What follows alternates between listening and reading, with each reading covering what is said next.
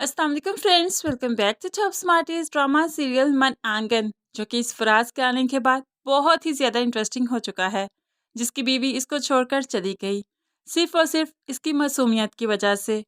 और जो महानूर को रुखसती से पहले ही तलाक हो गई, तो उसका दर्द भी ये फराज खूब समझता है।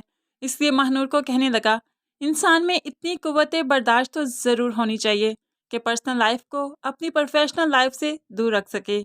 महानूर को फराज का ये पॉइंट ऑफ व्यू बहुत अच्छा लगा और हल्की सी स्माइल कर देती है। ये दोनों ही तो ज़माने के सितम का शिकार हैं, तो भला ये दोनों एक दूसरे के दर्द को नहीं समझेंगे तो कौन समझेगा। ऐसे में इनमें ये जो जज्बात का एहसास का रिश्ता बनेगा, ये बहुत ही खूबसूरत होगा। फराज की माँ और बहन तो उसका बहुत एहसास करती हैं, उसके टूटे हुए घर की वजह से भी बहुत परेशान रहती हैं। लेकिन ये छोटा भाई जो सिर्फ फरमाइशें ही करता है और ताने ही देता है।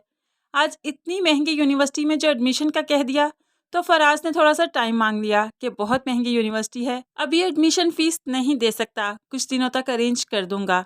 ऐसे में ये भाई तो भड़क जाता है और अपनी माँ से भी कहने लगा, देखिए अब भाई हमें ताना भी देने लगे हैं कि ये घर उनकी तनख्वाह से चलता है, मुझे यूनिवर्सिटी में एडमिशन लेकर भी नहीं दे रहे।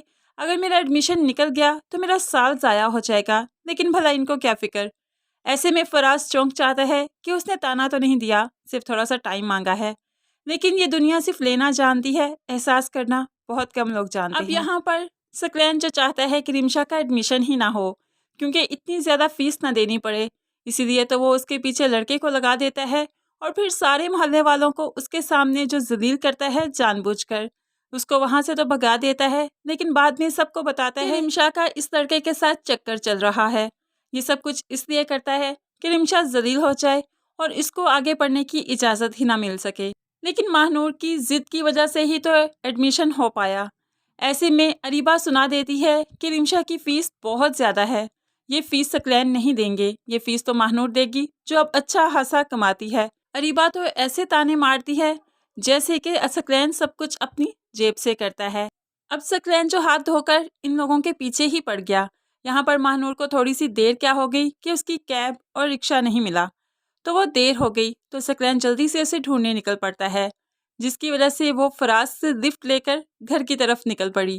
क्योंकि फराज ने जब उसे सड़क पर ऐसे खड़े हुए देखा, रात का वक्त था, वो डरी हुई सहमी हुई थी, तो फराज से रहा ना गया, उसे अपनी गाड़ी में बैठा लेता है।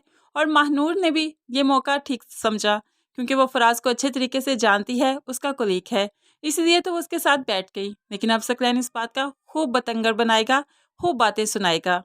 लेकिन खैर महानूर को इसकी बातों से ना कभी फ़र्क पड़ा था और ना ही आगे पड़ेगा। लेकिन रिमशा के साथ ये क्या करेगा, आप इस बारे में क्या कहते हैं? क्योंकि रिमशा काफ़ी ज़्यादा डर जाती है, महानूर जैसी बहादुर नहीं। आप इस बारे में क्या सोचते हैं? क्या लड़की को बहादुर ही होना चाहिए कि थोड़ा सा रिजर्व रहना चाहिए? ज़रूर कमेंट्स में बताइएगा। मज़ीद वीडियोज़ के लिए चैनल को सब्सक्राइब कीजिएगा। दुआओं में याद रखिएगा, अपना बहुत सारा ख्याल रखिएगा। नई वीडियो तक के लिए अल्लाह हाफिज़।